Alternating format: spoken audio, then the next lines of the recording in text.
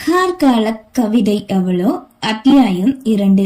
Hello Priya, என் அண்ணன் ஸ்கூலுக்கு போக கிளம்பிட்டான். நான் தான் இப்போ சொன்னேன்னு மட்டும் வெளியில சொல்லிடாத என கதவின் அருகே மறைந்து நின்று செல்லும் தன் அண்ணனை கண்டு கைபேசியில் கூறினாள் ருத்ரா. தன் பைக்கையை சுழற்றி கொண்டு ஸ்கூல் யூனிஃபார்ம் அணிந்து படிகளில் இறங்கிய ருத்ரன், சாப்பாடு எடுத்து வைங்க கத்தியவாறே இறங்கினான். அவனின் குரலை கேட்டதும் வேகமாய் சமையல் அறையிலிருந்து உணவினை கொண்டு வந்து டைனிங் டேபிள் வைத்து பரிமாற உண்ண ஆரம்பித்தான். அம்மா எங்க போனாங்க? ரூம்ல தான் இருக்காங்க தம்பி. அம்மா அம்மா கத்த, என்னடா என்றவாறு கழுத்தில் 20 பவுனுக்கும் மேல் நகைகள் தொங்க காரங்களில் வாட்ச் ஒன்றினை அணிந்து கொண்டு காட்டன் புடவை கலங்காது வெளியே வந்தாள் வடிவுக்கரசி. அம்மா எனக்கு 2000 ரூபாய் வேணும். சரிடா, கணக்கு பிள்ளை கிட்ட சொல்லிடுறேன், வாங்கிக்கோ. பள்ளி படிக்கும் பையனுக்கு எதற்கு என்று கேட்காது ஒத்துக்கொண்டார். இதிலே அவர் கொடுக்கும் செல்லம் அந்த வீட்டின் அவரின் அதிகாரம் என்னவென்று தெரிந்தது. அப்போ எனக்கும் வேணும், அவன் மட்டும் கேட்டதும் தர அன்னையை கண்டு கூறிய ருத்ரா வேலைக்காரியின் அருகில் வந்து நின்றாள். உணவு பரிமாறி கொண்டிருந்த வேலைக்காரி இப்போது ருத்ராவின் கூந்தலை பின்னலிட, உனக்கு எதுக்கடி பணம்? தன் கைபேசியை நோண்டியவாறே கேட்டார். இத நீ அவன் கேட்கும் போது மட்டும் கேட்க மாட்டிக்க? அவன் ஆம்பளை பையன் எங்கேயாவது போவான். இங்க பாருமா, நீ இப்ப என்ன கண்ட்ரோல் பண்ண நினைச்சா அப்புறம் நான் சும்மா இருக்க மாட்டேன். உன் மகனை தலையில தூக்கி வச்சு ஆடாத. ஏ ருத்ரா, போன வாரம் அப்பா உனக்கு டூர் போக கொடுத்தாரே, நான் கேட்டேனா? அப்படியா? அப்ப நீ தான் போன மாசம் புது மொபைல் வாங்கின, அத நான் கேட்டேனா? நீ தான் லேப்டாப் வாங்கின. ஆமா, ஆனா இப்ப நீ எதுக்கு பணம் கேக்குறேன்னு எனக்கு தெரியாதுன்னு நினைச்சியோ? அந்த காயத்ரி கூட குறவர வேகமாய் எழுந்து தங்கையின் தலையில் கொட்டினான். இரும உன்ன கத்தியவளோ தங்கையோடு சண்டையிட காலையில் இருவருக்கும் வாக்குவாதம் முற்றி போனது. கண்டிக்க வேண்டிய நேரத்தில் கண்டிக்காமல் விட்டதால் இது தினமும் நடக்கும் ஒன்றாக்கி போனது. அண்ணன் தங்கை உறவு என்றால் எப்படி இருக்க வேண்டும்? ஆனால் இவர்களுக்குள்ளோ என்றும் அடிப்படை சண்டைதான். ஒரு சில நேரங்களில் இரத்த காயங்கள் கூட ஏற்படும். ஒன்றும் செய்ய முடியாது. வேலைக்காரர்கள் தான் விழிப்பிதுங்கி நிற்பார்கள். எனது ஊராட்சி மன்ற மீட்டிங்கா? Accounts file காட்டணுமா? அதை எதுக்கு என்கிட்ட சொல்றீங்க? அந்த கிளர்க் ஆபீஸ்ல தான் இருப்பான், அவன் கிட்ட சொல்லுங்க. எல்லாத்தையும் ஏன் தலையில கட்டுனா நீங்க எல்லாரும் எதுக்கு இருக்கீங்க? மீட்டிங் எப்போன்னு கேட்டு சொல்லுங்க, வரேன் என இலக்காரமாகவும் அதிகாரமாகவும் தன் கைபேசியில் யாரிடமோ பேசிக் கொண்டிருந்தார் வடிவுக்கரசி. அம்மா, பிள்ளைங்க 2 பேரும் சண்டை போடுறாங்க. உணவு பரிமாறிய வேலைக்காரி உரைக்க, அடைச்சு பிடிச்சு சண்டை போட்டு சாகட்டும். கோபத்தில் கத்தியவரோ அப்படியே கை கழுவி விட்டு எழுந்து சென்றார். ஒரு வழியாக அண்ணன் தங்கை இருவரின் சண்டை அவர்களுக்குள்ளே ஓய்ந்துவிட வாரிய கூந்தலை மறுபடியும் பின்னிக் கொண்டிருந்தார் வேலைக்காரி. பேக்கினை எடுத்துக்கொண்டு வெளியேறும் ருத்ரனை கண்டு மறுபடியும், இங்க பாரு, என் ஃப்ரெண்டு பிரியா விட்டுட்டு அந்த காயத்ரி கூட சுத்தினா உன்னை கொன்னுடு வேண்டாம். கத்த முடியவே முடியாது, பொடி, நைட்டிற்கு உனக்கு வந்து வச்சுக்கிறேன் கத்தி கொண்டு அவனும் வெளியேறி சென்றான். வெளியே வந்தவனோ வெள்ளை வேஷ்டி கட்சி உடை அணிந்து பலர் காத்திருக்க யாரையும் கண்டுகொள்ளாது எனக்கென்னவென்று தன் பைக்கை எடுத்துக்கொண்டு கிளம்பினான். நம்ம எவ்வளவு நேரமா இவனோட பெத்தவளுக்காக காத்துக்கிட்டு இருக்கோம். ஒரு வார்த்தை ஏதாவது இந்த பையன் சொல்லிட்டு போறானா பாருங்க.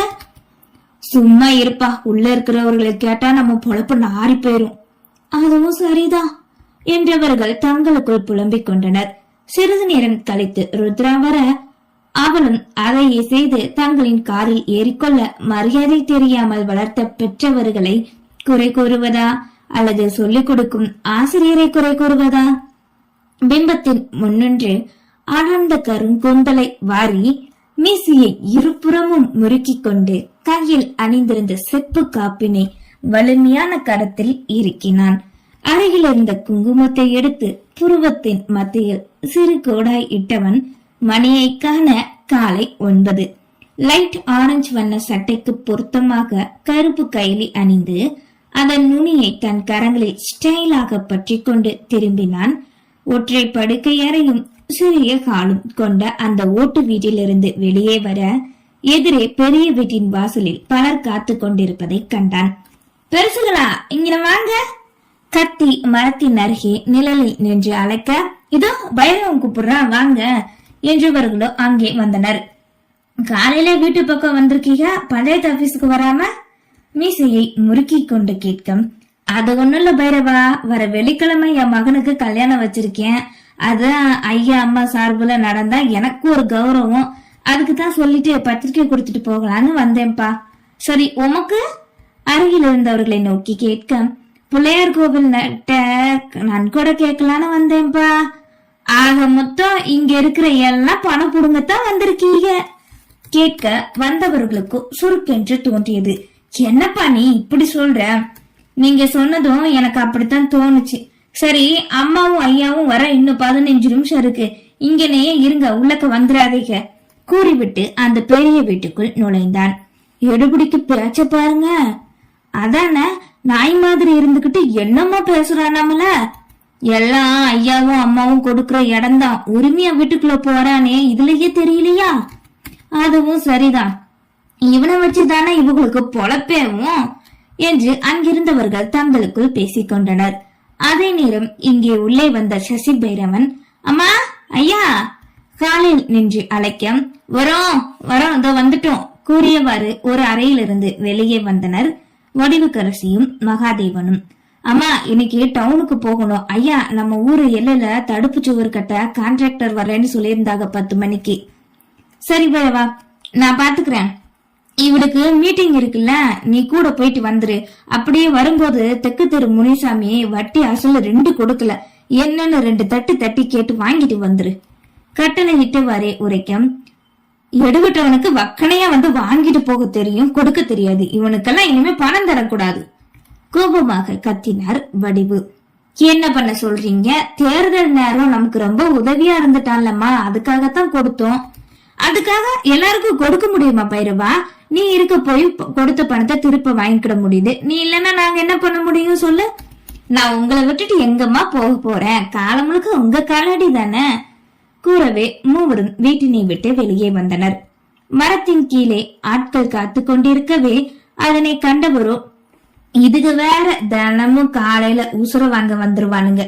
அருகில் இருந்த கணவரின் செவியில் முணுங்கினார். வணக்கம்மா.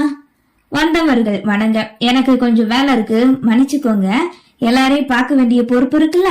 நம்ம ஊரு தண்ணி டேங்கு கட்டுறத பத்தி தான் பேச போறேன் இன்னைக்கு, இவர்கிட்ட பேசுங்க நீங்க கூறிய வடிவு பின்னிருக்கையில் ஏறி அமர அந்த கதவினை சாத்திய சசி பைரவன் முன்னே வந்த டிரைவர் இருக்கையில் அமர்ந்து காரினை செலுத்தினான். கிட்டத்தட்ட 1 மணி நேரமாக காத்திருந்த இவர்களுக்கு மரியாதை என்ற ஒன்றே அங்கிருந்த யாரிடமும் கிடைக்கவில்லை. பைரவா, காலையில சாப்பிட்டியா? சாப்பிட்டேம்மா. சரி, எனக்கு மீட்டிங் நடந்துகிட்டு இருக்கும்ல, அந்த நேரம் போய் நீ நம்ம ஹோட்டலையும் ஜவுளி கடையும் எப்படி ஓடுதுன்னு பாத்துட்டு வந்துரு. ஆளுக போக வர இருந்தாதான்ப்பா மேனேஜர் ஒழுங்கா வேலையை நடத்துவான். சரிங்கம்மா, நான் போயிட்டு வந்துடுறேன். அப்புறம் நேத்து உன் ஐயா ரொம்ப குடிச்சிட்டு வந்தாரு, எதுவும் பிரச்சனையா இல்ல விசேஷமா? விசேஷம்தாம்மா. சரி, ஒன்னு நம்புறேன் என்க வார்த்தைக்கு வார்த்தை அவர்கள் கூறும் நம்பிக்கை என்றதைத்தான் காக்க வேண்டும் என்பதே என்றும் அவனின் உறுதி. சசிபைரவன் வெல்ல பிறந்தவன். மங்கையர்களுக்கு கண்ணனாக இருந்தாலும் அவனுக்கு அவன் ஆஞ்சநேயரின் திருவுருவமே. அன்னை சிறு வயதிலே இந்நுலகம் சென்றுவிட தந்தை தனியாளாக வளர்ந்து வரும் அவரின் 12ஆம் வகுப்பு படிக்கும் நேரம் விபத்தில் இறந்தார். அதன் பின் இவனின் வாழ்க்கையே முற்றிலும் மாறியது. படிப்பு அப்படியே நின்றுவிட உணவு உடை இருப்பிடம் எதுவும் அன்றி இருக்க தந்தை பார்த்த வேலைக்காரன் பட்டம் இவனுக்கு கிடைத்தது. அன்றிலிருந்து இந்த நாள் வரை ஒரு நல்ல விசுவாசியாக மாறியிருந்தான். காக்கும் காவலாய் இவர்கள் செய்யும் துரோகத்திற்கும் துணை நின்று அவர்களின் அனைத்து தொழிலையும் கவனித்து வந்தான். இவர்களுமே அடிமட்ட சம்பளத்தில் வேலைக்காரன், நம்பிக்கை மிகுந்தவன், அதுவும் தாங்கள் செய்யும் பித்தலாட்டம் தெரிந்தவன் என்பதால் மற்றவர்கள் யாரும் அவனை ஒரு சொல் சொல்ல விடாது பாதுகாத்து வந்தனர். வடிவுக்கரசியை ஊராட்சி மன்ற மீட்டிங் நடத்தும் இடத்தில் இறக்கிவிட்டவனோ அவர் கண்காணிக்க கூறிய வேலையை பார்க்க சென்றான். ஹோட்டல், ஜவுளிக்கடை இரண்டையும் சென்று பார்த்துவிட்டு அதன் கணக்குகளை தன் கைபேசியில் ஏற்றிக்கொண்டு வேறு என்ன தேவை என்பதையும் பார்த்துவிட்டு மதியம் போல் மறுபடியும் விட்ட இடத்திற்கே வந்தான். உணவினை பொறுத்தவரை காலையில் இரவில் வேலைக்காரி வந்து கொடுத்துவிட மதிய உணவோ பசித்தாலே உண்டு, இல்லை என்றால் அதுவும் அவனுக்கு கிடையாது. கரங்களில் பணம் இருந்தும் அதனை செலவு செய்ய மறுப்பவன். ஒவ்வொரு விஷயங்களையும் கூர்ந்து கவனிக்கும் திறன் கொண்டதால் 1 ரூபாய் செலவு செய்தால் கூட அதனை குறித்து வைத்துக் கொள்வான். வடிவுக்கரசி வெளியே வர, என்னடா போய் பாத்தியா? எப்படி ஓடுதா எல்லாம் கேட்டவாறே காரில் ஏறினார். நல்லா ஓடுதுகம்மா, இந்தாங்க என மேனேஜர் கூறியதை தன் கைபேசியில் பதிந்ததையும் அவரிடம் கொடுக்க அதனை வாங்கி கேட்க ஆரம்பித்தார். நேரம் செல்ல வீட்டில் வந்து வடிவுக்கரசியை இறக்கிவிட்டு காரினை திருப்ப, சாப்பிட்டு போக வேண்டியதானடா கேட்ட வார்த்தையில் கூட அதிகாரமும் இருந்தது. வேணாமா, ஐயா சொன்ன வேலையை முடிச்சுட்டு வந்துடுறேன் முதல்ல. சரி சீக்கிரம் வா, 3 மணிக்கு மேல பஞ்சாயத்து ஆபீஸ் போகணும் நானு. சரிங்கம்மா வந்துடுறேன் என்றதும் அந்த வீட்டினை விட்டு வெளியேறினான். தனது ரைஸ் மில்லில் அமர்ந்து அன்றைய லோடுகளை பற்றி கவனித்துக் கொண்டிருந்த மகாதேவனின் கைபேசி ஓசை எழுப்பியது. திரையில் தேஜஸ்வினி என்று வரவே அங்கிருந்த காலன்றில் தேதியை கண்டார். 1ஆம் தேதி தான் பிறக்கன்னு 4 நாள் இருக்கே, அதுக்குள்ள இவளுக்கு என்னவா, எதுக்கு கூப்பிடுறா நினைத்தவாறே அதனை எடுத்தார். ஹலோ குட்டிமா, எப்படிடா இருக்க? இந்த சித்தப்பா உன் கண்ணுக்கு தெரியவே இல்லை அப்படித்தானே? ஒரே ஒரு தடவை இங்க வந்துட்டு போமா. எப்போதும் இறந்த தன் அண்ணன் மகளிடம் இதையே கேட்பவர் இன்றும் அப்படியே கேட்டார். பார்க்கலாம் முடியாது என்றே கூறுபவள் இன்று அவருக்கு நெஞ்சு வலியை கொடுப்பது போல், அதுக்குதான் சித்தப்பா கால் பண்ணியிருந்தேன், நான் வர சனிக்கிழமை ஊருக்கு வரலான்னு இருக்கேன் என கூறினாள் தேஜஸ்வினி. அதிர்வோடு என்ன சொன்னமா? தன் செவியில் தவறாக விழுந்து விட்டதோ என்ற நினைப்பில் மறுபடியும் கேட்டார். ஊருக்கு வரேன் சித்தப்பா, எனக்கு படிப்பு முடிஞ்சிருச்சுல, இனிமே அங்கதான் இருக்க போறேன், பாட்டி கூட சரின்னு சொல்லிட்டாங்க என விரிவாக உரைக்க, அப்படியா, சரிம்மா சரி, ரொம்ப சந்தோஷமா, நாங்க எல்லாருமே காத்துக்கிட்டு இருக்கோம், சித்தப்பாக்கும் கொஞ்சம் வேலை இருக்கு, அப்புறம் பேசுறேன்ட்டுமா கூறியவரோ தன் கைபேசியை பட்டன வைத்து விட்டார். நெற்றியில் கை வைத்துக் கொண்டு, இப்ப என்ன செய்கிறது?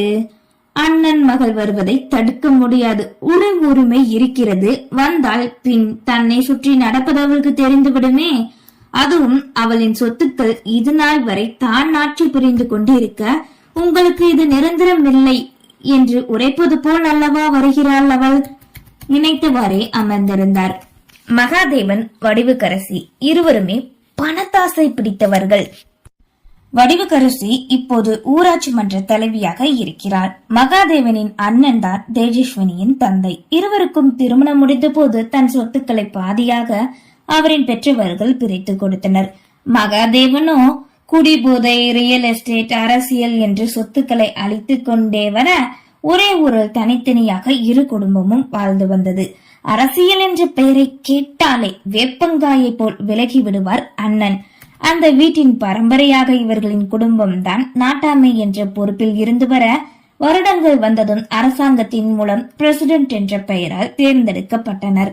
முதல் முறை மகாதேவனின் தந்தையே நின்று நல்ல முறையில் அந்த ஊரினை காத்து வந்தார். அதன் பின் வேறு யாரோ வந்தனர். இப்படி வருடங்கள் கடந்து மகாதேவன் வளர்ந்து வந்ததும் ரத்தத்தில் ஊறிய அரசியல் தனக்கு வேணுமென முடிவெடுத்தார்.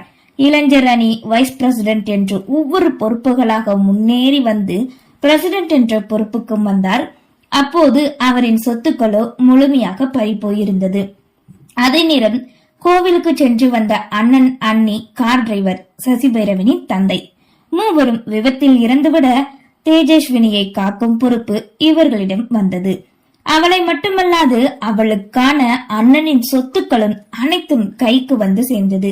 அன்பாய் வெளிவேஷம் காட்டி சீராட்டி தேஜஸ்வினியை வளர்க்க 10ஆம் வகுப்பு படிக்கும் போது திடீரென தன் பாட்டியின் வீட்டிற்கு சென்று அங்கு படிக்க போவதாக கூறினாள். இவர்களும் சரி என்று ஒத்துக்கொண்டனர். ஆனால் அவள் ஏன் அப்படி கூறினாள் என்பது அவள் மட்டுமே அறிந்தது. அன்று சென்றவள்தான் அவளின் தேவைக்கு மாதம் முதலில் பணம் மட்டுமே இங்கிருந்து சென்றுவிடும். இப்போது வருகிறேன் என்று கூறவே அவளின் சொத்துக்களை அவளிடம் கொடுக்க வேண்டும்.